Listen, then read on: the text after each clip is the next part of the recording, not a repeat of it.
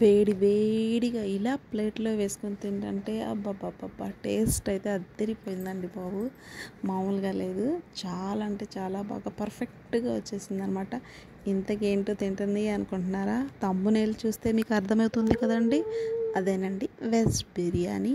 మా పాప ఇవాళ స్కూల్కి డుమ్మా కొట్టడమే కాకుండా తనకంట స్పెషల్గా ఏదో ఒకటి చెయ్యి మమ్మీ అని అడిగింది. సో తన కోసం నేను ఈరోజు వెజ్ బిర్యానీ ప్రిపేర్ చేశాను.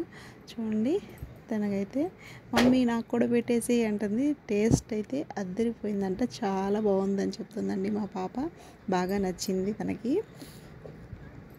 ఫస్ట్ మనం చూడాలి కదండి, అందుకే నేను తిని పాపకి తినిపించాను.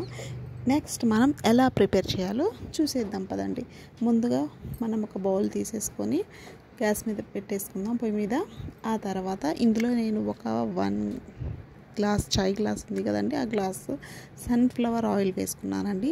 ఆ తర్వాత మనం బిర్యానీకి వేసుకునే మసాలాలు అన్నీ వేసేసుకోవాలి. అదేనండి, ఏమున్నాయి, చెక్క, లవంగ, ఇలాచి, ఇంకా ఉంటే బిర్యానీ ఆకు. ఇవి ఫ్రై అయిపోయిన తర్వాత ఇందులో ఒక 2-3 ఉల్లిగడ్డలండి. ఇందులో మనం వెజ్ బిర్యానీ కదా ప్రిపేర్ చేస్తుంది, ఆల్మోస్ట్ కొన్ని అన్నీ కాయకూరలు కానీ ఏవైనా సరే కొన్ని ఎక్కువే పడతాయండి. ఇందులో దీనికోసం నేను ఒక 3 ఉల్లిగడ్డల వరకు కట్ చేశారండి. ఇవి మనకు కొంచెం ఫ్రై అవ్వాలి, మరీ పచ్చి పచ్చిగా అయితే ఉంచకండి. ఆనియన్ మాత్రం కొంచెం దూరగా ఫ్రై అయిన తర్వాత ఇందులో ఒక 2 స్పూన్స్ అల్లం వెల్లుల్లి పేస్ట్ వేసుకోవాలండి. ఈ అల్లం వెల్లుల్లి పేస్ట్ పచ్చివాసన పోయేంత వరకు మనం దూరగా ఫ్రై చేసుకోవాలి. మంచి ఫ్లేవర్ అయితే వస్తూ ఉంటుందండి. అది మనకు వేగినప్పుడు ఆ ఫ్లేవర్ వచ్చిన తర్వాత అప్పుడు దాకా మనం దీన్ని మూత పెట్టేసి కొంచెం సేపు మగ్గనివ్వాలి. చూడండి, ఒకసారి మనకి ఆనియన్ మసాలా కూడా చక్కగా ఫ్రై అయిపోతుంది. ఈ రోజుల్లో మనకి ఇష్టం వచ్చినవి వండితే పిల్లలు తినట్లేదండి.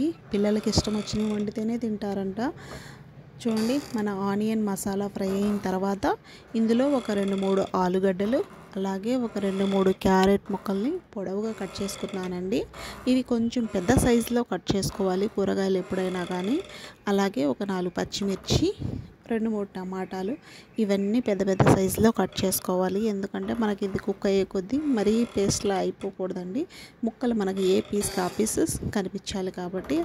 అలాగే ఆ తర్వాత ఒక కప్ వరకు బీన్స్ కూడా తీసుకున్నానండి. ఇవన్నీ మనకు ఒక 2 మినిట్స్ మగ్గితే సరిపోతుంది. మూత పెట్టి మగ్గించుకుందాం.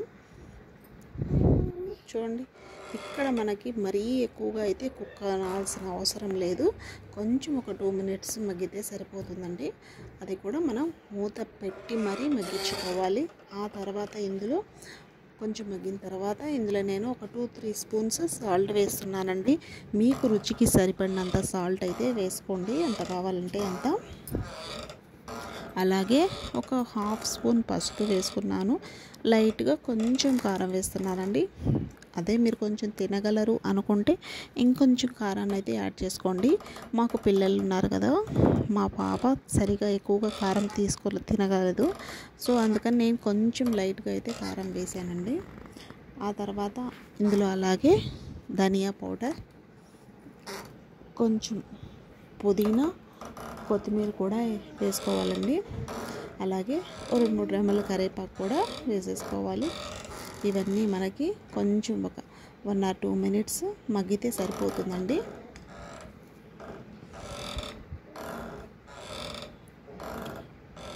మంటని అయితే హై ఫ్లేమ్ పెట్టకండి, లో ఫ్లేమ్లో పెట్టి వీటిని ఒకసారి బాగా అటు ఇటు కలుపుకోవాలి. కలిపిన తర్వాత మూత పెట్టి ఒక 1 మినిట్ 1 or 2 మినిట్స్ సరిపోతుందండి. ఎక్కువగా కుక్ అవ్వాల్సిన అవసరం లేదు.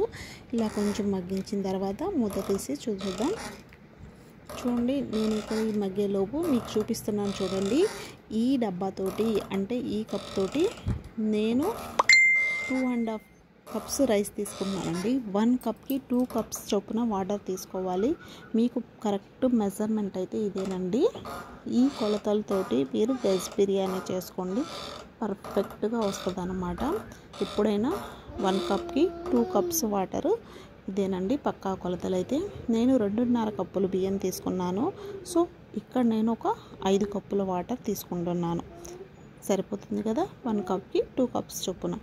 అలా నేను ఒక 5 కప్స్ వాటర్ తీసుకొని వేస్తున్నాను. మనకి మనం వేసిన కూరగాయలతో పాటు ఇంకా ఉంటే కావాలనుకుంటే మీరు ఎక్స్ట్రాగా ఏమైనా ఉంటే యాడ్ చేసుకోవచ్చండి. మనకైతే ఇందులో కొంచెం బిర్యానీ ఆకైతే మిస్ అయిపోయింది, బట్ పర్లేదులండి, అయినా కానీ బాగానే ఉంటుంది. దీన్ని మనం మూత పెట్టి బాగా ఎసరు బాగా కాగాలండి. ఆ కూరగాయల్లోని ఫ్లేవర్ అంతా వాటర్లోకి దిగిపోయేలాగా బాగా ఎసరు మరగాలి. అప్పుడే మనకి వెజ్ బిర్యానీ పర్ఫెక్ట్గా తయారైపోతుంది. అప్పుడు దాకా దీన్ని బాగా మనం వెయిట్ చేయాలన్నమాట. చూడండి, మనకైతే ఎసరు చూడండి ఎలా కాగుతుందో. ఇప్పుడు ఇందులో ఒకసారి సాల్ట్ సరిపోయిందో లేదో చెక్ చేసుకుంటున్నా నేనైతే. మీకు సరిపోతే ఏం లేదండి, లేకపోతే ఒక్కసారి చెక్ చేసుకొని కొంచెం ఉప్పుగా ఉండేటట్టు చూసుకోండి. మనం బియ్యం వేసిన తర్వాత పర్ఫెక్ట్గా సరిపోతుంది. అలా సరిపోయిందో లేదో చూసుకుంటే నాకైతే కొంచెం తక్కువ అనిపించింది, అందుకని మరి కొంచెం వేసి కలిపేసానండి. ఆ తర్వాత ముందుగానే బియ్యం కడిగి నానబెట్టి పెట్టేసుకున్నాం కదా, అవి కాస్త అందులో పోసేసి బాగా ఒక రౌండ్ బాగా కలిపేసుకొని మూత పెట్టి కుక్ అవనిచ్చేద్దాం. చూడండి ఎంత చక్కగా కుక్ అవుతుందో. ఒకసారి ఇలా దీన్ని మరొకసారి కలిపేద్దాం. కలపకుండా వదిలేసామో అలాగే అడుగంటిపోతుందండి. మధ్యలో ఒకసారి 2 సార్లు దీన్ని అయితే చక్కగా కలుపుకోవాలి. చూడండి మన కూరగాయలన్నీ ఆ ఫ్లేవర్ ఎంత బాగా వస్తుందో. దీన్ని నేను అలాగే మీకు నెయ్యి వేయడం చెప్పడం మర్చిపోయానండి. ఇది ఇలా కుక్ అయ్యే టైంలోనే మనం కొంచెం నెయ్యి కూడా యాడ్ చేసేసామనుకోండి, అది ఆ క్లిప్ కూడా మీకు మిస్ అయిపోయింది. ఉడికేటప్పుడు కొంచెం నెయ్యి వేసేసుకున్నామంటే ఆ ఫ్లేవర్ చాలా బాగా వస్తుందండి. లేదు మీరు పూర్తిగా నెయ్యితోనైనా చేసేసుకోవచ్చు, ఇబ్బంది లేదు. కానీ చూడండి ఎంత పర్ఫెక్ట్గా రెడీ అయిపోయిందో. టేస్ట్ అయితే అదిరిపోయిందండి. వీడియో కానీ నచ్చిందా ప్లీజ్ లైక్ చేయండి, షేర్ చేయండి, సబ్స్క్రైబ్ చేసుకోండి. మీరు కూడా ఒకసారి అయితే ట్రై చేయండి, పర్ఫెక్ట్గా సరిపోతుంది. బాగా ఉందండి, చాలా టేస్ట్ అయితే అదిరిపోయింది. మీరు ట్రై చేసి ఎలా ఉందో నాకైతే కామెంట్ చేయండి. Thank you for all.